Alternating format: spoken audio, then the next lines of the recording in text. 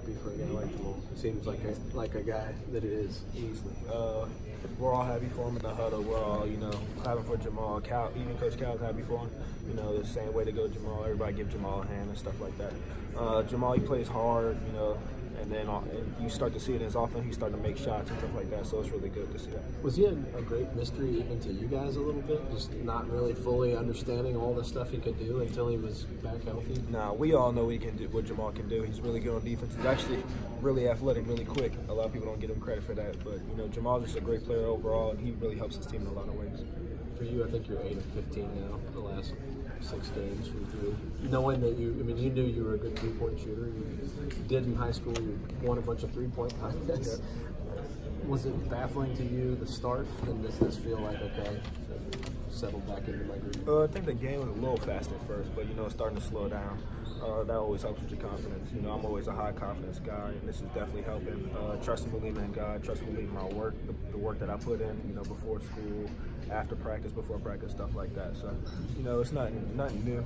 Just want to keep working hard and keep believing, stuff like that. Immanuel, what goes through your mind when it's 10-0, that big pool? That's always tough, coming off the bench, you just want to try to give the starters all the energy they can, to come out. And we don't like to start slow, but, when we come off the bench, we just want to give all the energy we can and really just turn the game around any way we can. Whether we're down, we want to come back, or whether we're up, we want to keep that energy going.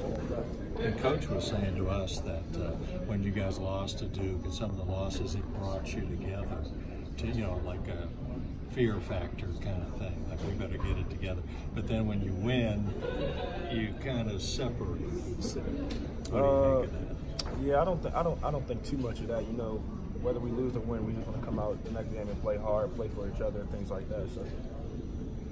So your word was feel, as I understand it. Yeah. So has that helped you focus or maybe get more into the flow of the game since you've selected that word? Yeah, I think it's helped me on offense and defense. Being in passing lanes, things like that, getting easy runouts. Offense, knowing where everybody is on the floor. That's kind of why I picked field, kind of as a point guard away. When was that actually? When did you start to read that? Before the season? Going into the new year, kind of as a new year word type thing, and then I had fields. Did you go under any screens? Nah. He got on Ashton a little bit, but Ashton's a really good defensive player, so I don't really worry about Ashton's defense at all. We just needed to fight over the top of those screens. We were going under a couple, and the scouting report actually said that he wasn't making all his threes. But when we play against Kentucky, everybody's 3-point percentage goes up by about 25. Does that have anything to do with the defense?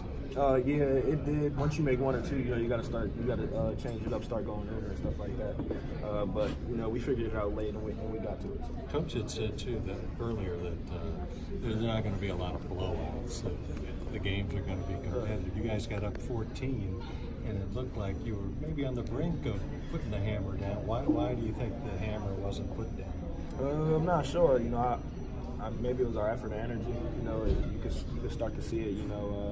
When we came in, we tried to come in with effort and energy, getting easy run-outs, steals, and stuff like that. And I think when the starters got back in, they kind of fed off that too, helped them get easy layups and run-outs. And that's what we're about. Our team is about transition, getting out in open floor. Can you see other guys get visibly frustrated when Ashton starts picking their pocket left and right? Oh, I already know all about it. I go against him every day in practice. So, he picks you up 94 feet, and then he gets after. He takes chances. He gets a lot of steals. So I already know all about it in practice. So I know the other opposing point guard is going at it. It's hard for him.